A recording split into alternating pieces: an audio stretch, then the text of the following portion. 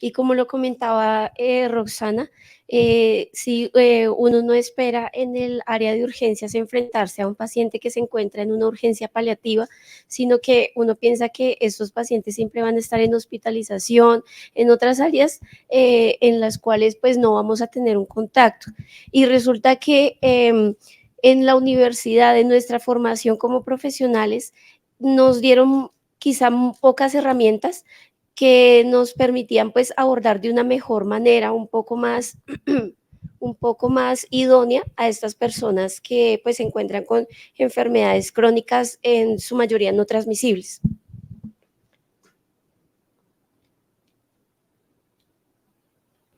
Entonces, pues bueno, primero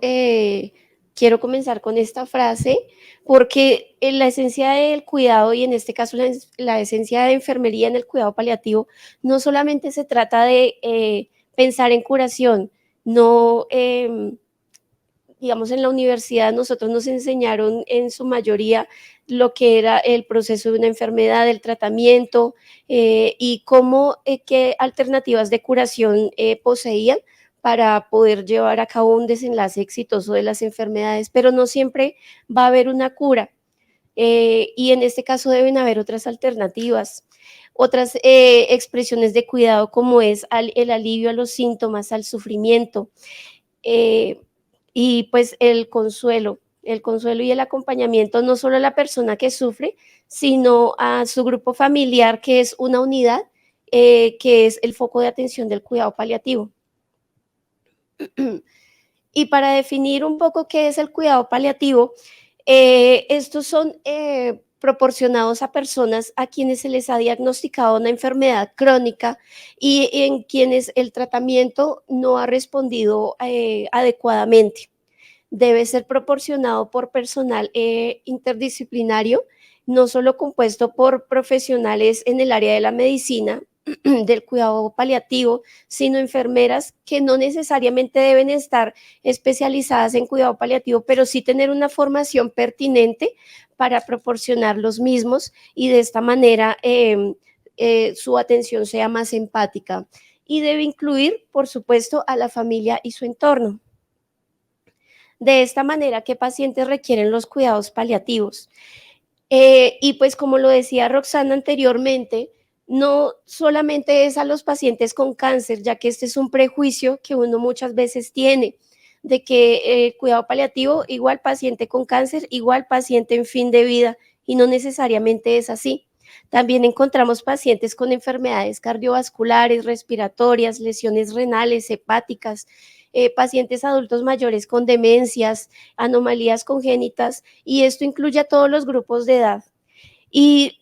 cabe aclarar que no solo están limitados a la etapa final de la vida, por lo cual les digo, cuidado paliativo no es igual a paciente en fin de vida, sino que el cuidado paliativo se proporciona al paciente recién se le diagnostica la enfermedad en cualquier estadio en el que se encuentre y no termina solo con el fallecimiento de esa persona, sino que proporciona un acompañamiento a la familia en su proceso de duelo. De esta manera, del cuidado paliativo no se hablaba mucho y la historia del cuidado paliativo en Colombia no lleva más de 50 años, de hecho lleva menos. Aproximadamente desde el año 95, en el Instituto Nacional de Cancerología se empezó a llevar a cabo la formación en cuidado paliativo de los médicos.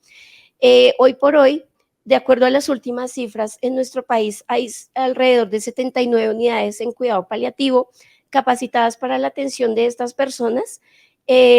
ubicadas en ciudades principales, pero deberíamos pensar en esas personas que viven en ciudades, en sectores apartados de las ciudades principales y que no tienen el recurso o las facilidades de transportarse a instituciones de salud para recibir una atención por medicina general. Más aún hablando del cuidado paliativo pediátrico, encontramos que de esas 79 unidades, solo 9 están capacitadas para el cuidado paliativo pediátrico. Y pues la población pediátrica también requiriente de esta atención, deberíamos pensar de esas personas que tienen dificultades en el acceso y la atención, ¿cuántos mueren en condiciones de sufrimiento? De esta manera, hablando de nosotros, en el Instituto de Cáncer Carlos Ardila Lule, perteneciente a la Fundación Santa Fe de Bogotá, hablando específicamente del cáncer, encontramos que los principales motivos de consulta son relacionados con una alteración en la calidad de vida que se ve manifestada en el dolor, la astenia, la dinamia, la disnea, el delirium hiperactivo, las náuseas, el vómito, entre otras, que hacen que tanto el paciente lo perciba como su grupo familiar lo perciba y de esta manera tomen la decisión de consultar por nuestro servicio.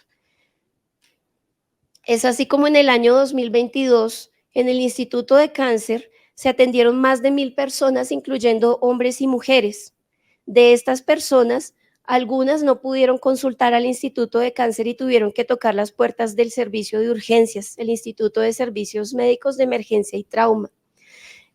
por cuestiones de horarios, ya que puede haberse presentado la urgencia paliativa en horas de la noche o fines de semana en los cuales pues no había posibilidad de que la atención fuera en este sitio destinado. De esta manera podemos comprender que el cuidado paliativo mejora su intención y su finalidad es mejorar la calidad de vida no solo del individuo, sino de su grupo familiar, y que es necesaria la formación de profesionales que tengan capacidades eh, aptas para poder proporcionar los cuidados de acuerdo a las necesidades que estas personas presentan, que pueden diferir de personas con enfermedades generales, ya que a nivel mundial tan solo el 14% de los habitantes tienen acceso a los servicios de cuidado paliativo, y cuánto más podría ser en nuestro país, en donde estas unidades no suplen las necesidades, ya que según un último censo, alrededor de 80,000 consultas al año de pacientes en cuidado paliativo son atendidos y esta cifra es subvalorada. Entonces, pues, ¿cuánto más podría pasar en nuestro país? De esta manera, los cuidados paliativos se hacen una necesidad, ya que la pirámide poblacional está invirtiéndose y es mayor la población que está envejeciendo y la población juvenil está disminuyendo. Por ende, la población adulta mayor presenta enfermedades crónicas y por esa razón se ve que las enfermedades crónicas con síntomas desagradables son uno de los motivos de consulta que nos llegan al área de urgencias. En respuesta a esto, se han creado legislaciones que permitan el derecho, el goce de derechos y la atención completa de estos pacientes, como lo es la Ley Consuelo de Saavedra, la Ley Sandra Ceballos del cáncer y algunas otras, como por ejemplo el derecho a medicamentos de uso controlado. De esta manera, ¿qué nos diferencia la urgencia paliativa de la urgencia vital? Y es que en la urgencia vital corremos contra el tiempo para salvar una vida, para salvar un tejido, una persona, prolongar la vida. Mientras que en la urgencia paliativa corremos contra el tiempo para aliviar un síntoma, un sufrimiento, un síntoma refractario y una angustia del paciente y su grupo familiar.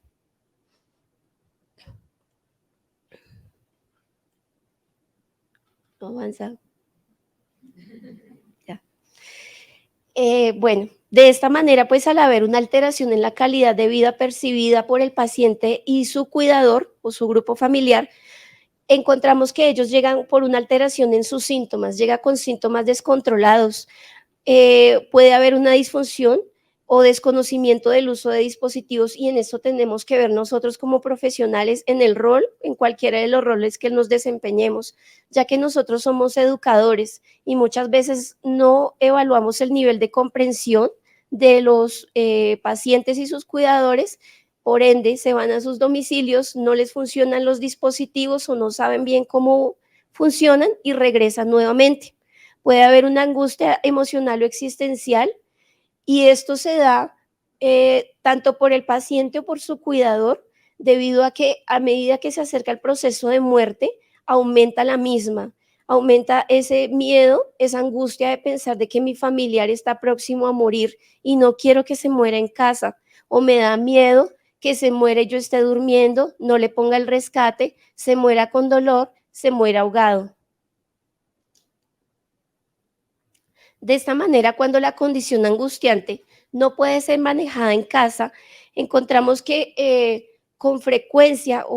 viene en aumento el ingreso de los adultos con enfermedades crónicas durante los últimos 6 meses de vida y de este modo se viene aumentando poco a poco mientras se acerca su proceso de fin de vida.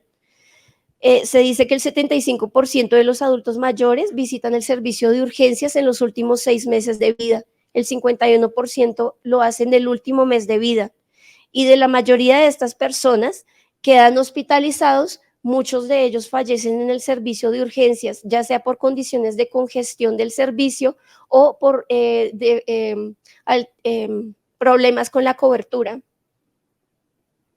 De esta manera, el paciente en cuidado paliativo que presenta una exacerbación de los síntomas, una alteración de su condición clínica, pues va a aumentar los ingresos a nuestro servicio y debe contar con un equipo interdisciplinar que esté en la capacidad de dar respuesta a sus necesidades y la de su grupo familiar. De esta manera podemos hacer una adecuación del soporte vital, que no va a ser el mismo soporte vital que se le brinda a una urgencia aguda.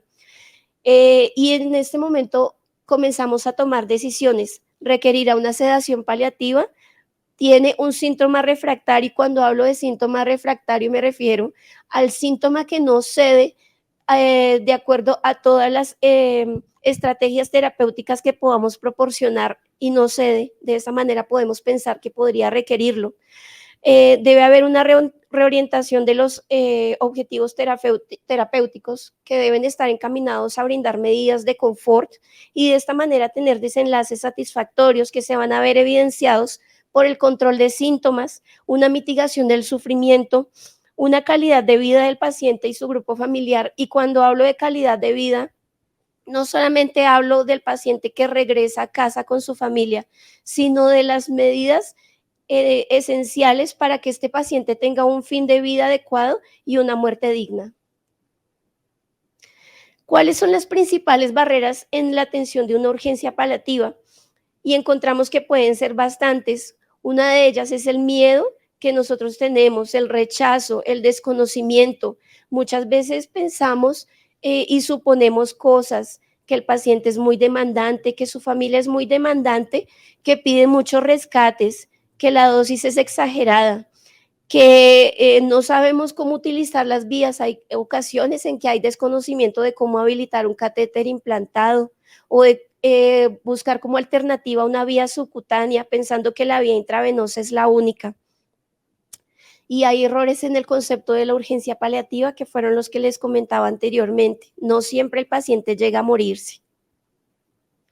De esta manera, cuando el paciente llega al servicio de urgencias y al triage, va a tener unos síntomas alterados que van a ser clasificados por la enfermera, que debe hacer una clasificación tal como si la estuviera haciendo un paciente con urgencia general, hacer el ingreso y el médico tratante, de acuerdo a la valoración que le haya hecho, va a establecer un direccionamiento al grupo de cuidado paliativo. Por otro lado, nosotros vamos a hacer una valoración integral del paciente, una valoración psicosocial, nutricional, donde vamos a ver qué está alterado, qué cambió de acuerdo a su último ingreso, una valoración funcional en donde nos va a dar una respuesta, una orientación predictiva de si es posible que esta persona esté acercándose a su fin de vida. Una valoración de piel en la cual los objetivos terapéuticos cambian, y es que el paciente, cuando llega a su proceso de fin de vida, sus lesiones de piel no necesariamente van a curar. De hecho, es posible que no se vayan a curar, no vayan a cicatrizar. Y el objetivo terapéutico de estas va a ser el control del olor, el dolor y el exudado. Y por último, y no menos importante, es la identificación de los síntomas de refractariedad,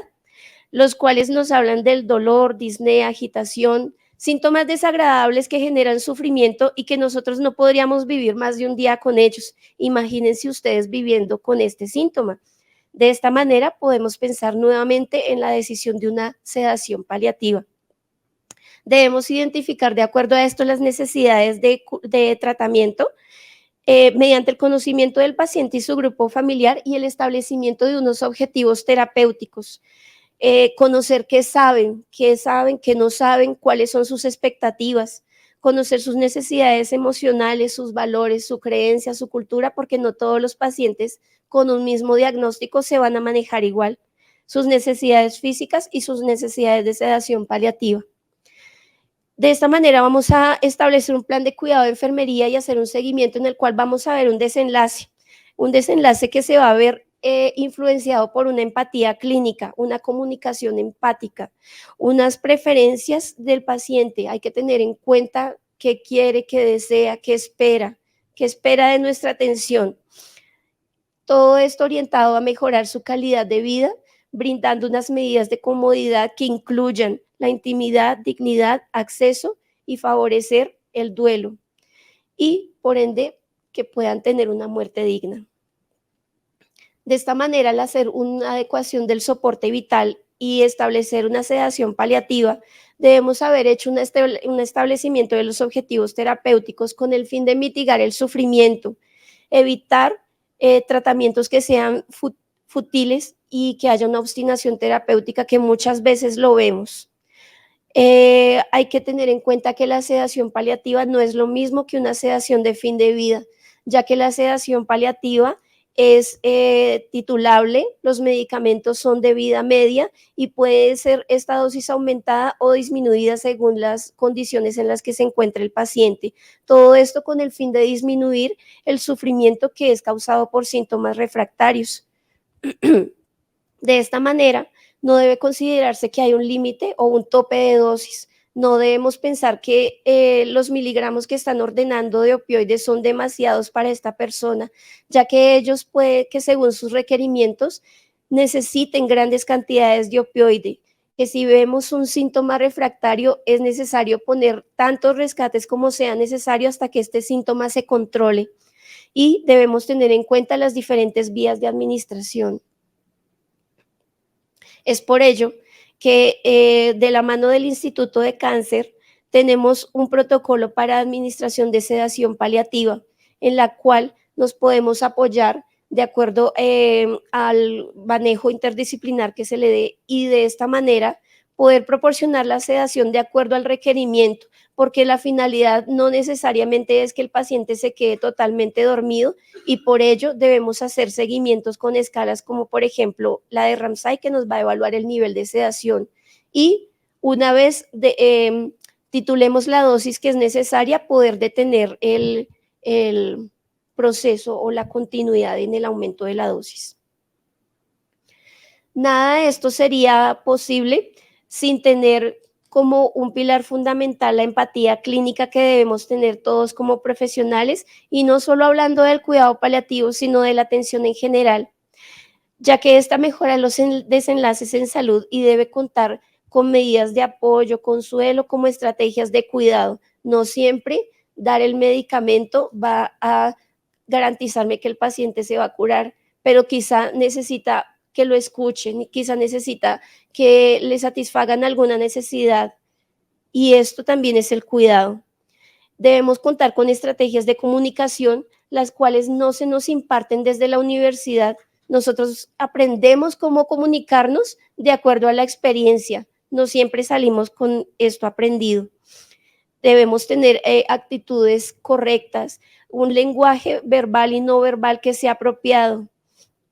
una validación de las emociones, un fortalecimiento de la relación de la enfermera, el paciente y su entorno familiar. Debemos tener inteligencia emocional, ya que no siempre nos enfrentamos con escenarios fáciles. Muchas veces nos enfrentamos a personas con una tristeza extrema, a una familia que de pronto no ha aceptado la condición clínica y no por ello debemos generar un rechazo hacia los mismos. Debemos hacer una escucha activa, respetar su dignidad humana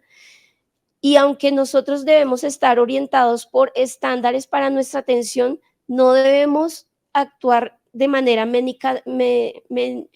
mecanizada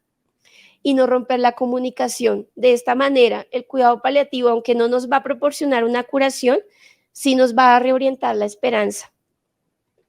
De esta manera podemos recordar que 5 minutos hacen la diferencia y mejoran los desenlaces clínicos, por lo cual la regla de oro va a ser presentarme siempre, invitar a respetuosamente hablar, permitir sus preguntas, acompañar en su enfermedad y sufrimiento, cuidar con dedicación, informar sobre su situación de salud, escuchar sus angustias, no imponer mis decisiones, tratar de responder sus dudas y entender que mi paciente y su familia son únicos.